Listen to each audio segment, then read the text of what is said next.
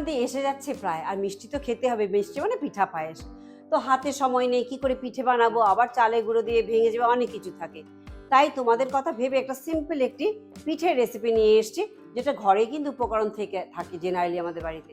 তো চলো আজ ভিডিওটা এখান থেকেই শুরু করছি।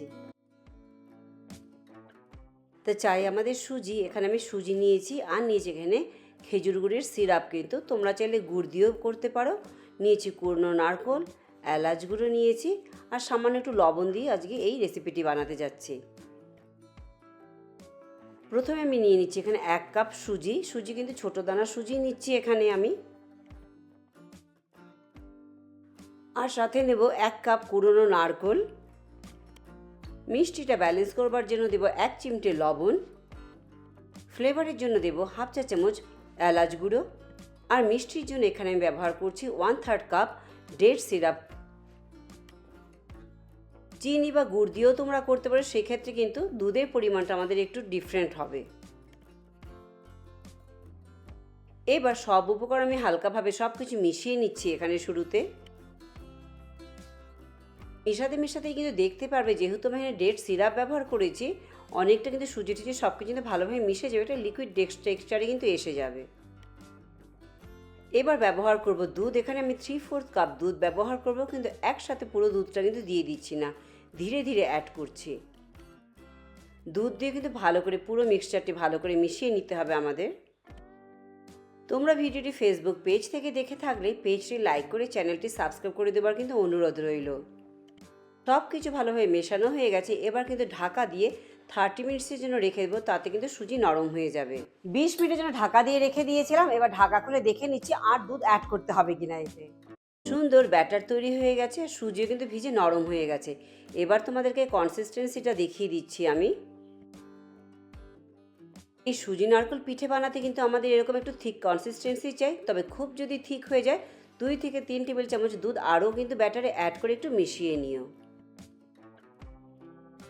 এবার একটি ফ্রাইং প্যান গরম করে নিয়ে ঘি দিয়ে গ্রিস করে নিচ্ছি। আধা হাতার মতো ব্যাটার নিয়ে কিন্তু এভাবে প্যানের মধ্যে ভালো করে ইভেনলি স্প্রেড করে দেব। মিডিয়াম আঁচে ঢাকা দিয়ে রান্না করে নেব যতক্ষণ না পর্যন্ত উপরটা একটু শুকিয়ে যাচ্ছে ভালোভাবে। উপরের দিকটি শুকিয়ে গেলে উল্টে কিন্তু অপর দিকটি একটু রান্না করে নেব। খুব পাতলা বানাচ্ছি না, আবার খুব মোটাও কিন্তু বানাচ্ছি না, আর অনেক বড়ও কিন্তু বানাবো না, তবে কিন্তু উল্টাতে গিয়ে কিন্তু ভেঙে যেতে পারে। প্রত্যেকটা পিঠে বানাবার আগে কিন্তু একটু গোলাটাকে আবার মিলিয়ে নিও।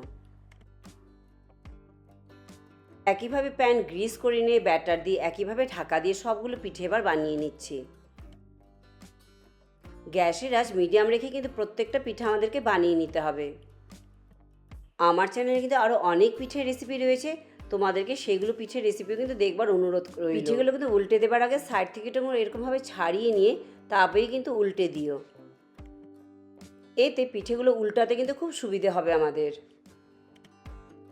একটা জিনিস বলে দিই, বড় দানা সুজি দিয়ে কিন্তু এটা বানাতে জন্য ছোটো দানা সুজিটি নিও, আর যদি না থাকে ভিজে একটু মিক্সিতে ওটাকে গ্রাইন্ড করে নিও, তবেই কিন্তু হয়ে যাবে।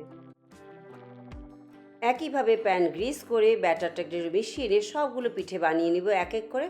আর তোমাদেরকে করেও দেখাচ্ছি, পিঠেগুলো ভেঙে দেখাচ্ছি কতটা নরম হয়েছে কিন্তু। তবে হ্যাঁ, চিনি দিয়ে করলে কিন্তু পিঠেগুলোর কালার কিন্তু একটু ডিফারেন্ট হবে। দেখতেই পারছো পিঠেগুলো কিন্তু খুব সুন্দর নরম তুলতুলে হয়েছে একদম। এমনিও খেতে পারো, আবার চায়ের সাথেও কিন্তু খেতে খুব ভালো লাগে। আবার যদি ভাবো একটু অন্যরকম করে পরিবেশন করবে, তবে এভাবে রোল করে নিয়ে একটু নারকেল কোড়া ছড়িয়ে দিয়েও কিন্তু খেতে ভালো লাগে, আর দেখতেও ভালো লাগে যখন তোমরা পরিবেশন করবে। তবে টোটালি কিন্তু অপশনাল। এটা তৈরি হয়ে গেছে আমাদের সুজি আর নারকেল দিয়ে পিঠে। কিন্তু তোমরা রোল করেও খেতে পারো, এভাবে ফোল্ড করেও খেতে পারো, যেভাবে ইচ্ছা তোমরা খেতে পারো আর পরিবেশনও করতে পারো। তা ভিডিওটি আজ আমি এখানেই শেষ করছি। লাইক, শেয়ার, সাবস্ক্রাইব করতে কিন্তু একদম ভুলো না। পরে আবার অন্য কোনো ভিডিও নিয়ে তোমাদের কাছে চলে আসবো। সবাই ভালো থেকো, চলো বাই বাই।